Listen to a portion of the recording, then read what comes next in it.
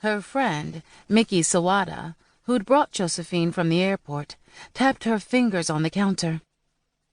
"Do you know who this woman is? She's Josephine Baker, a world-famous celebrity and the new star of the Ziegfeld Follies." "This hotel is for whites only," the clerk said. "I'm sorry." Josephine spun around. "You bet your ass you're sorry," she said in French. "A sorry excuse for a human being."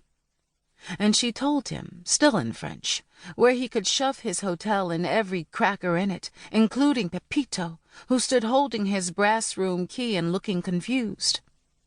When she gathered her fur and strutted toward the door, Pepito followed, asking her what had happened. She rounded on him. "You said we were all set to stay here." He'd announced the hotel's name as if it were the Taj Mahal.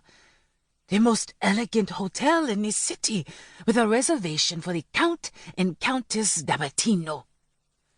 Josephine had jumped up and down at the news. The St. Moritz. Things had changed in America. "I do not understand," Pepito said. "The manager said that everything would be ready for you." "Did you tell him I'm a Negro?" He gave her a blank look. "I didn't think so. This hotel will never be ready for me." She narrowed her eyes at the clerk, who watched her with a hand on the telephone as though he might have to call in reinforcements. Pepito looked crestfallen. He'd waxed rhapsodic over the suite, with its terrace overlooking Central Park. She'd looked forward to inhabiting the swankiest rooms in the fanciest hotel in New York, but she'd dreaded having to deal with the controlling Pepito again. Now she saw her opportunity and seized it. "Don't worry," she said. "I'll find a place, maybe in Harlem." Harlem her ass. No way in hell would she let them shunt her off to Colored Town. But Pepito didn't have to know that, did he? The farther away he thought she was, the better. He wrung his hands, saying he felt bad, as well he should, putting her in this situation. How it had happened still made her teeth hurt. The comedian Eddie Cantor had come backstage at the Palais Garnier after seeing her in the opera La Creole. Josephine, an opera star. When he asked would she return to the States, she'd given her ready answer. Never. "But you've got to tour America," he said, rolling his bug eyes at her. "You'll be a huge hit. Listen, doll, you've conquered Europe and South America already. Why not try the good old U.S. of A.?" Josephine could have told him why. But Pepito took over, and with the help of Mr. Cantor's interpreter, they had quite the gabfest.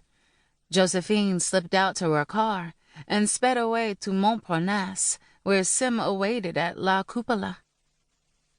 When she went home the next morning, Pepito wasn't there. When he finally did come in, he was singing, tipsy with grappa, and pulling her out of bed to dance her around the floor. Eddie Cantor had promised to connect them with the booking agent at the Ziegfeld Follies. Josephine would become the first colored woman to headline there, her name in lights for all to see. She didn't think it could happen. Why not? Hadn't they once invited Florence Mills?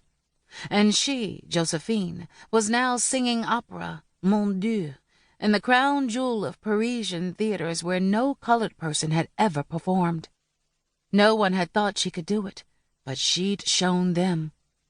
She'd sung Offenbach, stretching her voice, learning all her parts in spite of worrying that she'd never be able to.